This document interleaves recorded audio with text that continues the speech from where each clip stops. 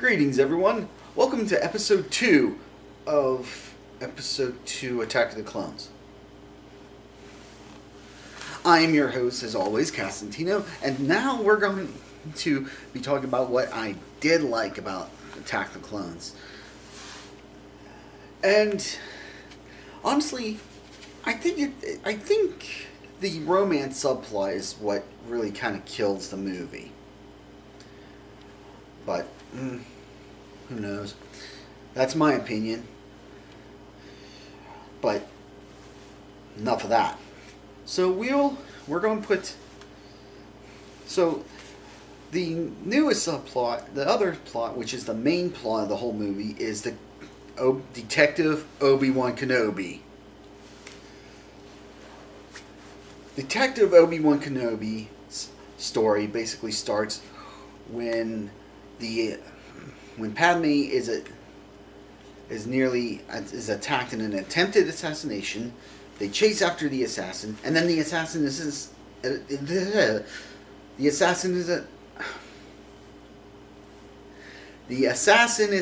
assassinated. I'm going to have to leave all that in for context. Great. By another assassin. So, Detective Kenobi takes the dart and starts investigating it. He can't find anything at the Jedi Temple. Stuck-up pricks. So he takes it to a friend he knows at a diner. Screw everyone who doesn't think there's no space diners. There are space diners and Spaceballs. Screw you. I don't care if it wasn't you. No, it was a freaking parody of Star Wars. Cry out loud. Next you'll be telling me there's no flying Winnebagos in Star Wars. I'd rather have flying Winnebagos in Star Wars than what we've got in the freaking... Anyway. So his friend tells him about Camino. He goes to Camino. The people of Camino tell him that they've been expecting him because they have an order made by another Jedi Master who's been dead for 10 years. Plot thickens. Turns out that the base that the clones are used for is actually the assassin who assassinated the assassin who attempted to assassinate Padme. Keeping everybody okay? Keeping straight? Cool. So, Obi-Wan has a rather interesting fight with him, which proves why I would rather be a freaking bounty hunter in a Star Wars RPG than a freaking Jedi. So they go from that. He then follows the assassin who He then follows Jango Fett to Geonosis,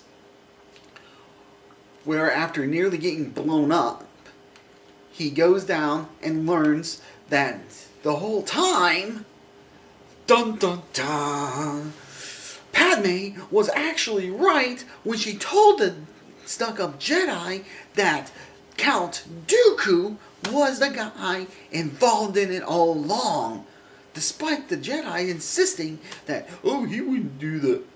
He's a Jedi. He would never do that. He's a Jedi. You're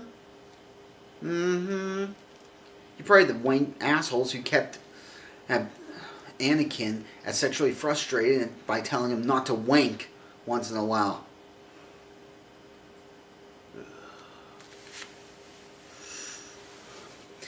Anyway, so that's the entire thing. That's the entirety of Detective Kenobi. And in the end, you get in a big battle, an execution scene. You get a big battle, the first battle to open the Clone Wars. But you know what? Honestly, that's not everything. Now, there is the thing that tried to redeem Jar Jar in this movie. They did try. And to an extent, Do I think it succeeded? It gave him more importance. My problem with Jar Jar in the first movie was that he was everywhere. He ruined entire scenes just by being Jar Jar. So, this time, they have him to where he's only in like 3 or 4 scenes, but it's stupid important because, number one, he's there because he's Padme's aide. So, we already know Padme's got... I don't know whether that's Padme chose Jar Jar, or whether it was the Gungans who chose Jar Jar to be their representative. I really hope it was Padme, just being freaking bad with people, but because single-handedly, Jar Jar will be tricked into being the one person who freaking made sure that the Imperial Empire in the original trilogy comes to be. Jar Jar is basically the linchpin for the Empire. How do we go from goofy... I really think this was Lucas trying to justify Jar Jar's existence. And if I'm being honest, yeah, I would say he succeeded in a little bit of that. I mean, you don't get to be the guy who completely will eventually come to pass to destroying an entire group of people,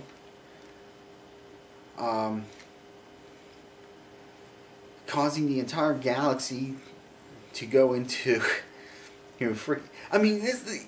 Jar Jar, by simply making a announcement saying, yeah, I think we should do what Palpatine says, and we should give him emergency control.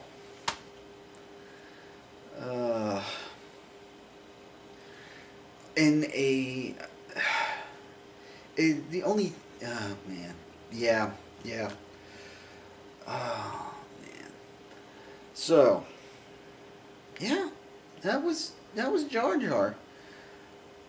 Detective Obi-Wan. Was there anything else in that movie? Oh yes, the lightsabers. Dooku. I have to say, I kind of blame... I don't know who I blame for it. I wasn't too impressed with the lightsaber battles in this one as much as I was with in episode 1. I will say I am probably one of the few people who think that the Yoda fight, because how else is Yoda supposed to fight anybody like literally twice, 3 times, 4 times his size even? Because I've heard people complaining that, oh, well, he jumps here, he jumps there. Yoda's using his speed, his size. Because of his size, he's got to use different tactics than just meow, meow, meow. So he's jumping around. He's got his lightsaber. He's attacking from over here. Now he's over here. Now it's like you have to be just as quick as him, because he's bouncing around trying to confuse his opponent. He's not going to win a straight-on lightsaber duel. He's just not. I don't care. Every time you see him, even in the cartoons, the Clone Wars series and all that, he's not, unless when he's fighting another Force user or anything that's trying to fight a melee style, he's leaping around because he's trying to get into a position that suits him best. But whatever, I guess. Man, when I don't rant, I don't have to worry too much about time and shit. Yeah, so that's pretty much all I liked about the movie. Next video will be how would I have fixed this film. So I'm actually not sure how I'm going to do that. Actually, I will say, you know what? Everything I would fix in this film is just going to be relegated to the Padme Anakin thing. I mean, I'm not even going to complain about the CGI again, because otherwise I'd be doing that three of these in a row, because the CGI doesn't. I don't know whether it's just bad CGI or it just hasn't. There is. I want to say there's a difference between bad CGI and badly aged CGI, but honestly, because it's like bad CGI is bad. Badly aged CGI was good when it was back in the day. So, but yeah. So, I'm Castantino. I hope you enjoyed this episode, and I will see you in the finale of episode 2, so we can get on with episode 3, the Attack of the Revenge of the Sith. See you later.